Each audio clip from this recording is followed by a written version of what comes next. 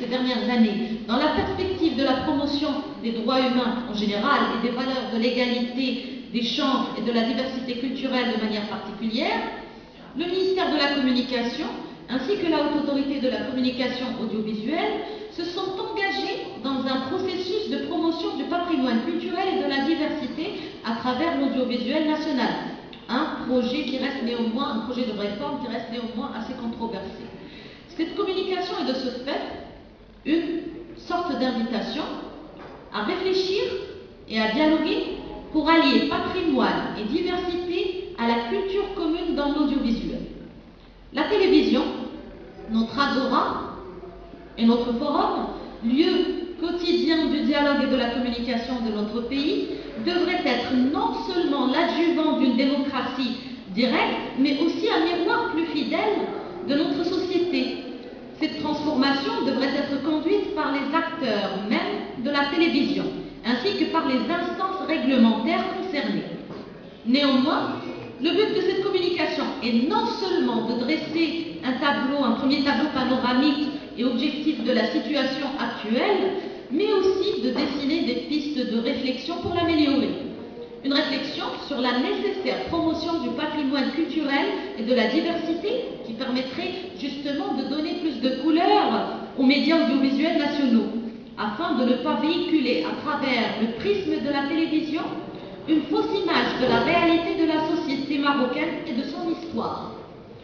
On ne peut cependant pas parler d'histoire, de patrimoine et encore moins de diversité culturelle en ce début du XXIe siècle et occulter les conséquences de la mondialisation qui nous mène, si ce n'est déjà le cas, vers une culture collective où la diversité n'est pas tolérée et où l'identité est aliénée. Cette monoculture ne peut nous conduire qu'à une sorte de contre-culture, perte d'identité des plus faibles au profit des grandes puissances, inégalité entre nord et sud, tensions et conflits plutôt que pluralisme culturel, le développement culturel est de ce fait atteint, la culture devient alors l'apanage de l'élite et la crise culturelle est inéluctable. Quelle serait donc la solution capable de rétablir l'équilibre prévu? Je pense que c'est une solution qui est mûrement réfléchie. Je pense que la médiation culturelle, justement, pourrait réussir là où la médiation politique a échoué. Elle pourrait réussir à instaurer le dialogue entre les cultures. Alors, la médiation culturelle ayant pour support, justement, les médias audiovisuels est seule apte à humaniser la mondialisation par la promotion, justement, du dialogue interculturel et la préservation du patrimoine et de la diversité. Car elle nous aide, justement, à mieux nous connaître pour mieux nous comprendre, à mieux nous supporter et enfin à vivre ensemble. La médiation de la culture et des cultures pourrait donc être gardienne de la diversité et voix de l'interculturel face aux impacts de la mondialisation et de la crise culturelle mondiale. Revenons au Maroc, un Maroc pluriel de par sa diversité géographique, linguistique et générationnelle, ainsi que par sa société multiculturelle,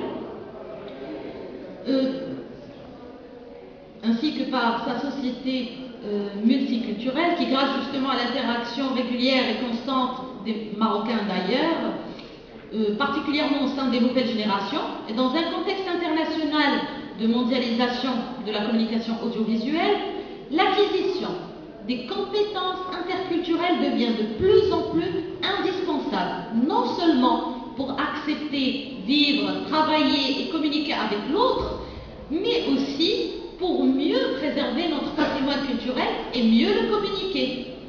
Il est vrai que, depuis quelques années, on observe une évolution par laquelle la diversité et le patrimoine culturel sont mieux pris en compte par les chaînes marocaines. Mais cette évolution demeure très insuffisante, car elle ne permet pas de rattraper le retard considérable du Maroc. L'écart est encore trop grand entre la réalité de notre société, dans sa diversité, sa richesse historique et sa représentation à l'antenne.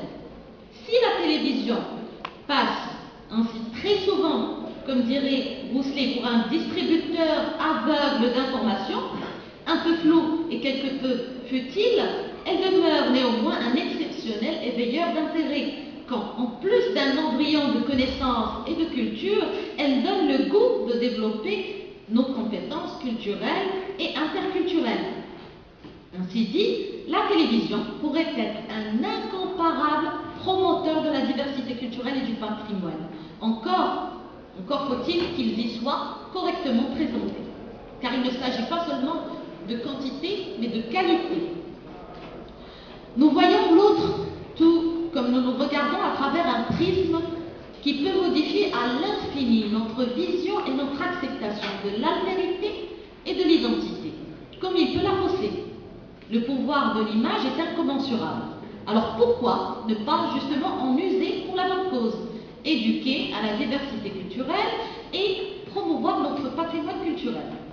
De ce fait, les diffuseurs de services publics doivent, de par leur mandat, s'adresser à toutes les composantes de leurs audiences nationales et refléter aussi bien au sein de leur personnel que dans leur programme la diversité culturelle, ethnique et linguistique des sociétés dans lesquelles ils s'inscrivent.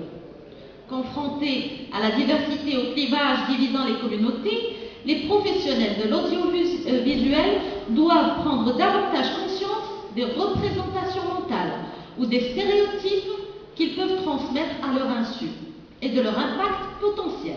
Il s'agit de donner une image dynamique et positive, surtout, de notre diversité et de susciter l'adhésion, de lutter contre les clichés, notamment dans les personnages et les positions que l'on affecte aux représentants des différentes communautés ou cultures. Il ne s'agit ni de quantifier, ni de nommer, mais de promouvoir une représentation transparente des différentes composantes de la société et de la culture marocaine et de rendre totalement naturelle la diversité dans l'ensemble des programmes. On ne poserait alors plus, finalement, la question de savoir si on a bien respecté telle ou telle diversité. Ceci serait au fil de la programmation extrêmement naturel. Et comme le stipule d'ailleurs clairement la loi numéro 7703 relative à la communication audiovisuelle marocaine, dans ses objectifs, la préservation du patrimoine culturel de la nation dans sa richesse et sa diversité devrait justement être l'une des priorités du secteur. Et étant donné que trop de clarté appauvrit les symboles, je terminerai avec l'article 4 qui me semble assez éloquent. Sous réserve de la préservation du caractère pluraliste des courants d'expression, les sociétés de communication audiovisuelle conçoivent librement leurs programmes. Elles ont